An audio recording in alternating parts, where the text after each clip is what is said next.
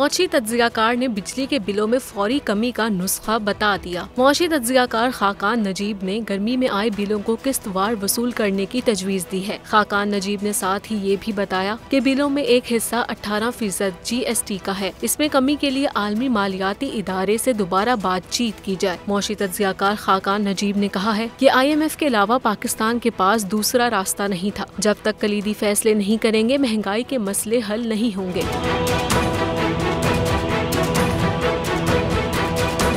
मुशर्रफ की हुकूमत गई तो 100 अरब रुपए का सर्कुलर डेट था। PP की हुकूमत गई तो 500 और नून लीग की हुकूमत गई तो 1100 अरब रुपए सर्कुलर डेट था। इन्होंने मजीद कहा कि PDM दौर में सर्कुलर डेट बढ़कर 2600 अरब रुपए हो गया। गैस का सर्कुलर डेट 0 था। तवज्जो न देने पर 1600 अरब तक पहुँच गया। सियासी इख्तलाफात भुलाकर मिलकर कलीदी फैसले करने होंगे।